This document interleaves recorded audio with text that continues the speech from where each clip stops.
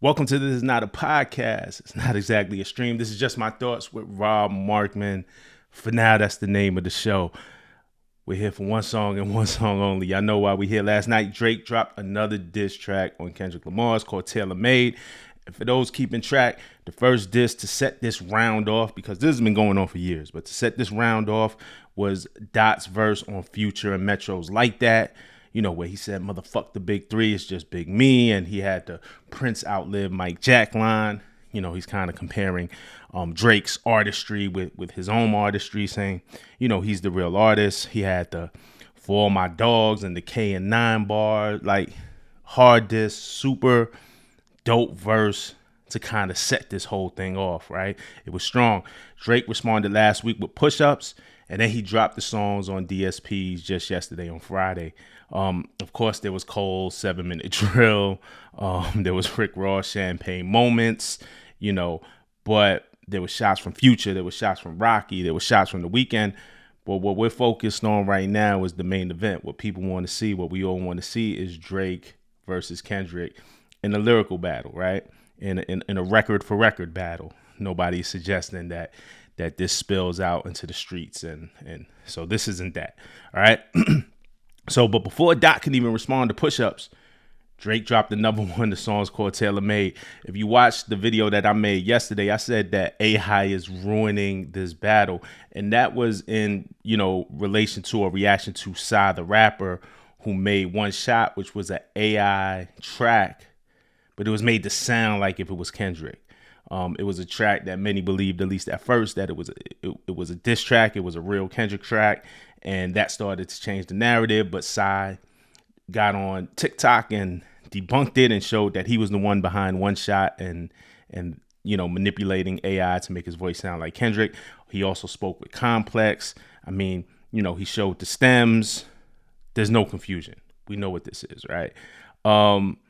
So, you know, here comes Tailor Made. And Drake drops it on his IG and his Twitter, on his official account, so there's no confusion. You know, I said with push-ups, that was my one gripe about push-ups. I thought push-ups was dope, but you know, it was upsetting is the wrong word, but it was confusing why Drake wasn't like standing by the record initially, and it caused a lot of confusion, and it opened the door for AI and fakes and all of that. But there's no confusion. Drake drops Tailor Made. It's on his Instagram. It's on his Twitter. We know it's coming from Drake. And he uses AI. So I'm saying AI is just ruining the battle. Drake uses AI, manipulates his voice to sound like Pac, manipulates his voice to sound like Snoop, and then drops a third verse of his own. Doubt this song will be on DSPs because how do you clear the Pac verse, you know, the likeness and Snoop's likeness? So this is just going to be on the internet. You know, so less than 24 hours, I'm hollering AI is corny, and here comes Drake, you know what I'm saying? Like, using it. Now, to me, this is different from some random guy that we don't know, you know, making a fake AI track to fool us, right? And it's not me making an excuse, but this is Drake using AI creatively as a tool. It's way different from some guy that we never heard of putting out a track and trying to fool us into thinking it was Kendrick. This is Drake. We knew it was Drake. Pac is dead. You know what I'm saying? Rest in peace. We knew it wasn't Pac. No one believed it was Pac. And no one really believed it was Snoop. So, you know, I'm going to break down the track and I'm going to tell you where I think this battle stands now. One thing to note, and I'll explain this more later, but Drake is doing more than dropping diss tracks right now. He's subtly doing the 8 Mile thing. If y'all watched 8 Mile, y'all know when Eminem raps about all the things you could possibly say about him, you know, him being white, whatever, anything you could use against Eminem. Eminem said it first. He neutralized his opponent in the battle, right? And Drake is subtly doing this where he's neutralizing possible angles that Kendrick may take against him. So I'm going to break that down further. I haven't heard anybody pick up on that, but it had dawned on me, you know, after hearing this diss. So we'll talk about it. So, you know, let's get into it a little bit, man. The first thing that you hear is Pac saying Illuminati, which was his Machiavelli alias, right? And then after that, you hear the beat. Now, I don't know who did the production on this, but the style of the beat is very Dr. Dre. The way the drums hit, the airy piano sounds very much like Dr. Dre, right? And, that's a key detail considering Dre produced for Pac. He produced for Snoop, of course, and he signed Kendrick for Aftermath. He did a couple, him and Kendrick got a couple records in. But Dre's production isn't so closely tied to Kendrick as it is to Pac and Snoop. But there's a connection to Dr. Dre with all three of them. So it's not by accident that this beat was made to sound or manipulated to sound like a Dr. Dre beat. And now when you hear this Pac verse, you can hear Drake's rapping style, right? Just the way it hits the beat, the flow, the rhyme scheme, where the rhymes land, the choice of words. It's all Drake. Like, it's Drake's style, but it's Pac's voice. And that's why I said it didn't really fool anybody. You can kind of tell that right away. And, it's Drake rapping from the perspective of Pac, trying to give Kendrick a pep talk. All right, so let's get into the verse. Drake Pac, that's what we're going to call him for purposes of this. This is Drake Pac. Drake Pac starts with, Kendrick, we need you, the West Coast savior, engraving your name in some hip hop history. If you deal with this viciously, you seem a little nervous about all the publicity. Fuck this Canadian light skin dot. We need a no debated West Coast victory. Good setup. Just sets up where you at, right? Like the initial shock of like, yo, is he rapping like Pac? That's all you need. So you didn't need too much in the first couple of bars. You just needed a setup for where he was going and what he was trying to do. So with these first couple of bars, is super clear that it's Pac trying to give Kendrick a pep talk, right? He's imagining what Pac would say. And of course, there's the connection between Pac and Kendrick. We know that Kendrick loves Pac.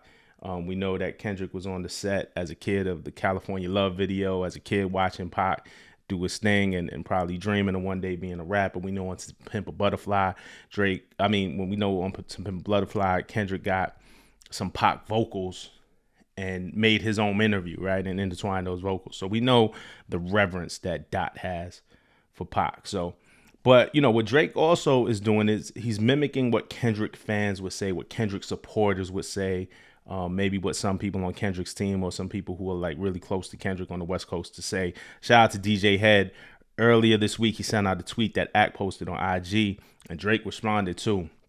So DJ Head said, the Canadian responded after over a decade of being dared to come outside, still has yet to officially claim said response. He's now taunting Ant in attempts to garner a reaction. If you enjoy microwave meals, that's on you. We prefer cooked food on this side, #West Coast. Now, this tweet was obviously sent out before push-ups hit DSPs. If y'all don't know Ant, that Head is referring to as Ant Saleh. He's Kendrick's manager. He's Nas's manager. I'm not sure if he still manages Future. I think he might. And, Ant is just a good dude, man. Shout out to Ant. So after Act posted that on the gram, Drake responded suggesting that Kendrick has nothing to drop. All right. And the reason why I bring this up is, even though Drake is mimicking Pac here and what he thinks Pac will say, he's sharing the sentiment that key guys on the West Coast would say. I don't know. I know they painted DJ Head in a lot of headlines as like a Kendrick Lamar affiliate. I know he definitely knows Kendrick. Affiliate might be a strong word. I don't think they're like in business together, but they know each other. But DJ Head is just a prominent DJ, a prominent voice, a prominent figure on the West, and this is how he feels. So, I don't know if the DJ Head tweet completely inspired these bars, but they seem to kind of coincide. Drake is definitely seeing what people on the West Coast are saying, and I think he's just channeling that through a Tupac voice. So, on with the next bar, man. This is when Drake, rapping as Drake Pac, gets into some of that 8 Mile type shit that I was talking about earlier. He preemptively reveals something about himself, or like reveals an angle that Kendrick can take. So, the strategy is say it about myself before my opponent can say it about me. He's taking angles away, and he did it on push-ups too. And I'll explain that later. But not only is Drake dropping these records, he's taking angles away. So the longer that Dot takes, Drake keeps like neutralizing the angles that Kendrick can use. And this is what I mean. So again, he's rapping from Pac's perspective, right? Call him a bitch for me. Talk about him liking young girls. That's a gift from me. Call him a bitch for me. Talk about him liking young girls. That's a gift from me. Heard it on the Button podcast. It's got to be true. He told me the spirit of Machiavelli is alive in a under 5'5", so it's got to be you. First of all, it's funny to imagine that Pac, rest in peace, who's deceased, is listening to the Joe Budden podcast. But on a recent episode of Budden's podcast, they talked about it being weird about the rumors that Drake may be dating Lotto's sister. The rapper Lotto is who we're talking about. His sister Brooklyn is 21 years old. So they discuss how weird it is that Drake, who's 37, is dating a 21-year-old, or even just kind of around her, using her as a muse or whatever it is, right? So, and that's been the thing that people have accused Drake of in the past. There was the whole Millie Bobby Brown rumors and tea, and so by Drake introducing this through Pac, talk about him liking young girls, that's a gift from me. Now, if Kendrick, no matter what the truth is, right? I'm not here to judge. We talked about this in previous videos. This is not about the truth. This is about twisting the truth, angling the truth, using the truth, and bending it to your will in these battles.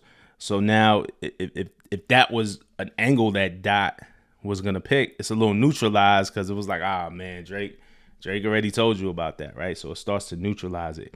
Then there's another short joke, on Push Up. He called Kendrick a pipsqueak. The art to the song on Push Ups makes fun of Kendrick's shoe size as well, if you've seen the art for the song. So, Drake rapping as Pac. Pac goes on to say that Kendrick's got to fuck Drake's girl or something. And, he gets at Kendrick's like that line of stealing chains and burning tattoos, and questions how gangster Kendrick really is, right? I'm going to give you some of these lines. And again, I did audio last time. A lot of y'all was like, nah, Rob, just read the lyrics. We don't need the audio. We get the audio everywhere else. So this is what Drake Pac said. He said, all that shit about burning tattoos, he is not amused. That's the line from Like That. He said, with 2 T's, snatching chains, burning tattoos. All that shit about burning tattoos, he is not amused. That's jail talk for real thugs. You gotta be you. Gotta leave this motherfucker broken and bruised before we really lose. You asked for the smoke. Now it seemed you too busy for the smoke. I won't lie to people confused. Now you about to give this shit another week and fall back to homegirl who running numbers up. I would've refused. Fuck these industry relationships. She is not in your shoes. You supposed to be the boogeyman. Go do what you gotta do. Unless this is a moment that you tell us this not really you. In that case, there's nothing left to say. I'll just pass it to Snoop. So that concludes the Pac verse, right? So Drake Pac, he talks about, now you about to give it another week. I've said this in every video. I don't believe in the clock. Drake took 2 weeks to respond to Like That, right? Me personally, I'm not counting the days. This is me personally. But Drake is controlling the narrative right now, right? He's shaping public opinion. And then it kind of doesn't matter what I think, right? I'm thinking logical. I'm thinking facts. But with each day, with each new diss, Drake is applying public pressure. You see Twitter now. You see everybody on social media. He's applying public pressure for Kendrick to drop. And, he's also, texting Act, DMing academics, like, and Act is on that too. Oh, you got to drop. Like, and Act is a powerful voice. You know what I'm saying? So this is controlling the narrative. This is deeper than just dropping the diss record. This is controlling the narrative. And, it isn't about the truth. It's about how you spin it. The line about the homegirl who's running the numbers up, that's Taylor Swift. She just dropped her new album, Tortured Poets Department. She's going to have a #1 album. She's probably going to have the #1 single as well. But Drake is suggesting that Kendrick is going to wait another week so he doesn't challenge Taylor for the #1 spot. Again, it sounds good. I think it's BS. I don't think anybody will top Taylor this week. I don't think the chart positioning matters in this battle. I don't think Kendrick is focused on chart positioning. I think it's dope for hip hop as a whole that Like That has been #1 for 3 weeks. But the winner of this battle isn't going to be determined about where you chart. You know what I'm saying? That's just my opinion. So now we get to Snoop, right? Drake is using AI to rap as Snoop. Again, he's using that angle that the West Coast needs to win desperately. And I think about just hearing this track, playing for the track for the first time. It was really surprising to hear AI Pac, Drake Pac. So that was one thing. When I was listening to the Pac verse, I just thought it was gonna be like a fake Pac song. I didn't know where Drake was going with it. And then when he's like, all right, let me pass it to Snoop, it's like, damn, we getting Snoop too. So he just doubles down on this angle, and he raps to Snoop, and he says, nephew, what the fuck you really about to do? We passed you the torch at the House of Blues. You remember that famous concert where they crowned Kendrick at the House of Blues? We passed you the torch at the House of Blues, and now you got to do some dirty work. You know how to move, right? I know you never been to jail or wore jumpsuits. I know you never been to jail or wore jumpsuits and shower shoes. Never shot nobody, never stabbed nobody, never did nothing violent to no one. It's the homies that empower you. But still, you got to show this fucking owl who's the boss on the West. Now it's time to really make a power move. And so, again, this is key, right? Because Drake is doing something else here. I said it before, it's not just a diss track. It's not just AI. He's taking angles away from that, or at least neutralizing angles. Look at the line where he says, never shot nobody, never stabbed nobody, never did nothing violent to no one. That's the homies that empower you. Now, if we're being real, and if we're calling it fair, that's a criticism about Drake that we've been saying for years. As he started to rap more aggressive during his career, the more he embodied that mob ties, the don't make me catch a body like that Drake. If you look at the progression of Drake's career, those of us who have been listening the whole time, there's a progression and there's a growing aggression within Drake, and it kind of coincides with the people that we see him around. The more powerful of a figure that Drake gets in hip hop, the more menacing he gets as well, right? So you could totally say the same thing about Drake, that it's not really Drake, it's the people around him.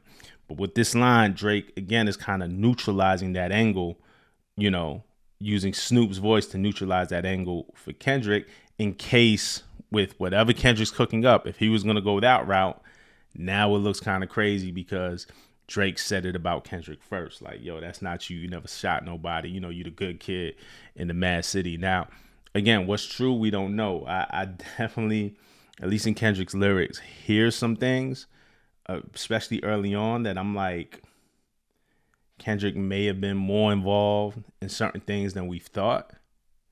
But none of that matters here. Again, this is about the moment right now. And again, he's neutralizing an angle. It's a smart approach, right? If you think about it, he did a very similar thing on Push-Ups. Drake accused Kendrick of getting extorted, right?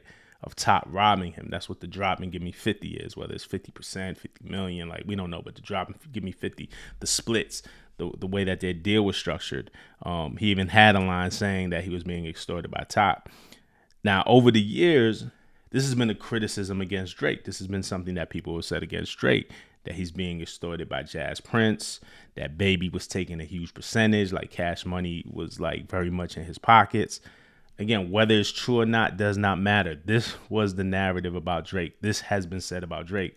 So if Drake says it about Dot, it neutralizes the effect if that was the angle Dot was going to take against Drake. You see what I'm saying? So Drake has been doing this since Push-Ups very subtly.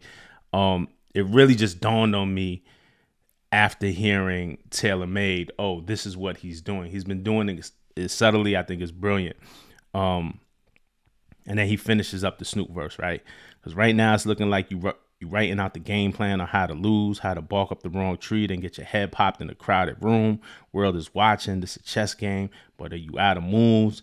Dot, you know that the DOG never fucking doubted you. But right now it seems like you posted up without a clue of what the fuck you about to do. And, this, again, goes back to the timing. The more Kendrick is silent, Drake now is on social media. He's dropping memes. He's dropping records. He's leaving comments in IG. He's calling, texting, or DMing academics, and information is going through there. So Drake is very active now. And the more inactive that Kendrick seems, and we know Kendrick has always been measured. Kendrick is never really out in the forefront until it's time for music. But Drake is painting that picture that he's panicking, he's out of moves, he doesn't know what to do. And again, it's working. It's controlling the narrative. It's controlling public perception. So immediately after the Snoop verse, Drake comes right in with his real voice. He says, yeah, Unc, that's the truth. I'm definitely about to come around the Lane Gang and let my fucking bowel move. Shitting on you from a whole different altitude, high up in the sky like I'm Howard Hughes. The first one really only took me an hour or two. The next one is really about to bring out the coward in you. It's cool. It's all pretty self-explanatory.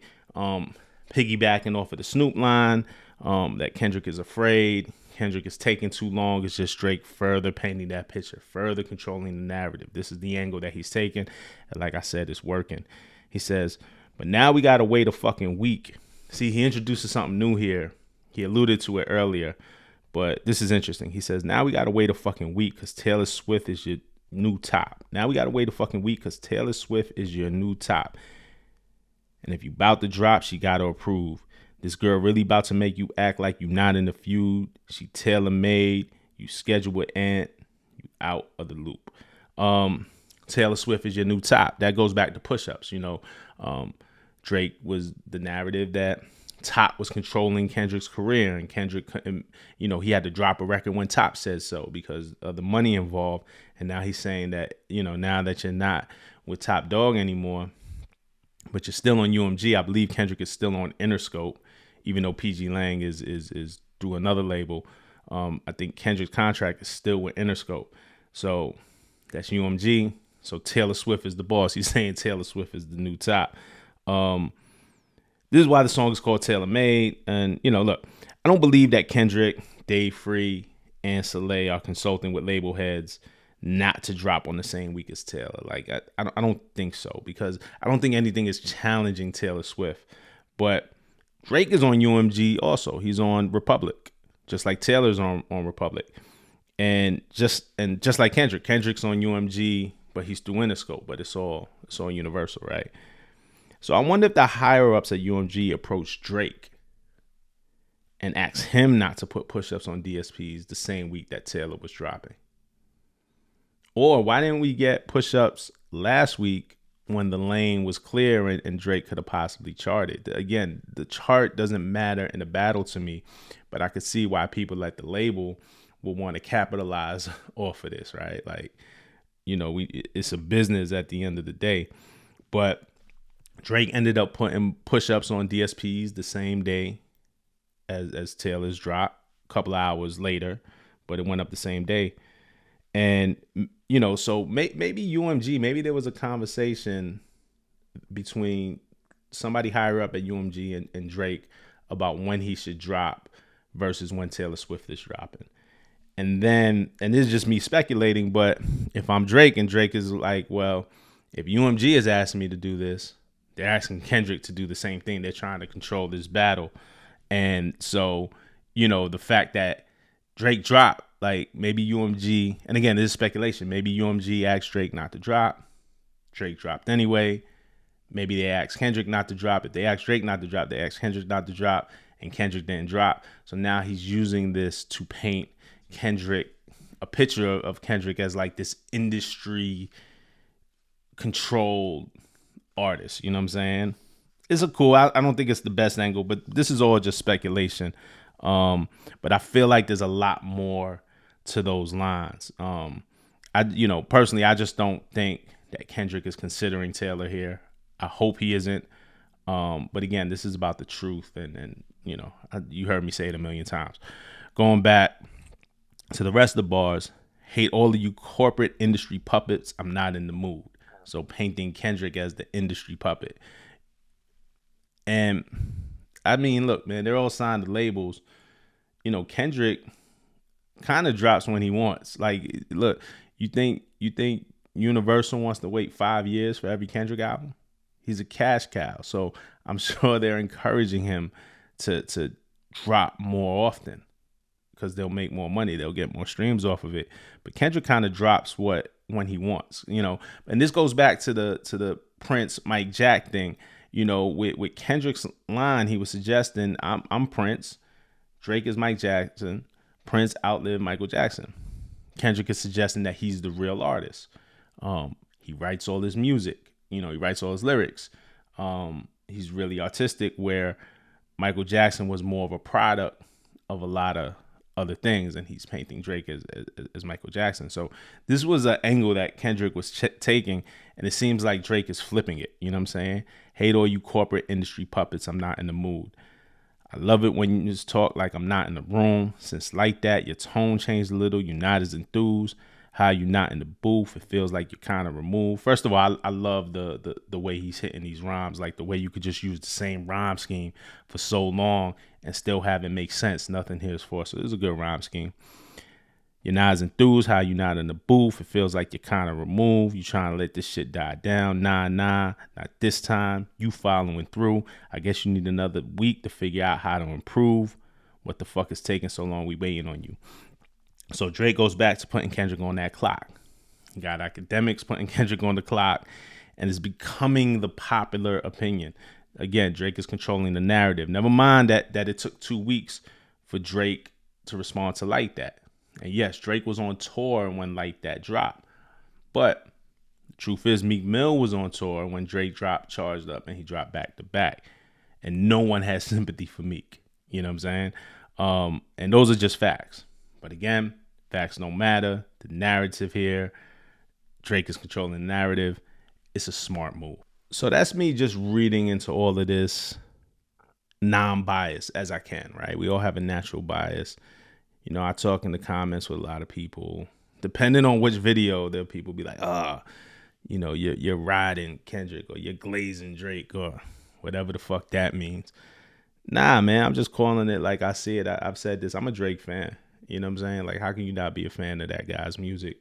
I'm a Kendrick fan too. Kendrick is probably my favorite out of the two. Kendrick is definitely my favorite out of the two. But, you know, I fuck with Drake too. Doesn't matter to me who wins. I don't benefit either way who wins. You know, my relationship and the relationship I'm cultivating even more these days is really with y'all who are watching and listening and commenting and sharing. So it's not about an industry relationship, and it's not about being a super fan of anybody. I'm a fan of rap, so I just want to see a good battle. I don't benefit if Drake wins this battle. Doesn't really change my life at all. It doesn't change my life. If Kendrick wins this battle, it doesn't change my life, man. I still got this mortgage to pay. I still got, you know what I'm saying? I still got to get up every morning and just do what I got to do. So that's just where I'm at with it. But I'm going to give my opinion, right? Like I try to break it down non-biased. I'm going to give my opinion, though. This is where I'm at with it, man. I'm still highly skeptical about using AI. You know, I just think, and I said in the last video, for the non-musicians who are using AI to create music, we just don't need any more music in the world. We have enough artists. You know, I'm worried about the business implications of this. If labels can create AI records without humans, then labels can control 100% of the publishing, 100% of the record. Like it eliminates artists. Like, you know, I think when you take the human element out of creating art, it ceases to become art, and it's just a product. Now, look, this is the music business, so it is about making money, but this is still art. Hip hop is still a culture, and I'm always going to protect that. So I'm still very highly skeptical about using AI, and I think it's dangerous. But I will say Drake wasn't trying to fool anyone. This wasn't like Drake using AI to make a corny Kendrick Lamar diss record and put it out and try to fool the world to think that it was really a Kendrick Lamar diss record. That's not how he used it. He used it creatively, right? So it's just different from the One Shot record that Psy the Rapper made. It's different from, there was an AI Drake track too, right? The High Whitney track that wasn't a real track. It is different from that. The other thing is what I feel, you know, and what I feel just doesn't matter, right? But this is just how I see it. Like, it doesn't matter in the grand scheme of things. The public is going to decide what they're going to decide. I think the song is funny. I think the song is creative. You know, I think tailor-made. I think it's a dope meme. Like, it's a funny meme. It's not a great song to me. Like, it's here for the moment. You know, 20 years later, will I still play this record? I don't know. I don't think so. I don't think, same thing I said about Champagne Moments, Rick Ross. I don't think I'm gonna play that record going forward. It very much felt like it was for the moment. But when we talk about great hip hop diss records, Second Round, KO by Cannabis, No Vaseline by Ice Cube, Takeover, Ether, Back to Back, South Bronx, The Bridge is Over. These are like great diss records that you still throw on, that you still listen to. So to me, Taylor Made's not a great song. I don't think I'm going to be playing it a lot going forward once this battle is done. But it's a great meme. And it is great for right now, right? It's shaping public opinion. And it makes it that right now in the moment, Kendrick's response, whenever he chooses to respond, now it has to be that much more dope.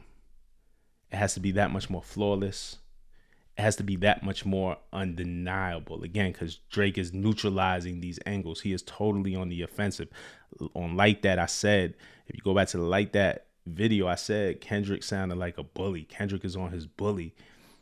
Drake has turned the tables through Kendrick's silence, and Drake has been the aggressor. And right now it's swaying public opinion. Doesn't mean that Doc can't come back with something phenomenal and win this battle and top Drake. But I think the pressure that Drake is putting on, whatever Doc comes with, has to be flawless, has to be undeniable.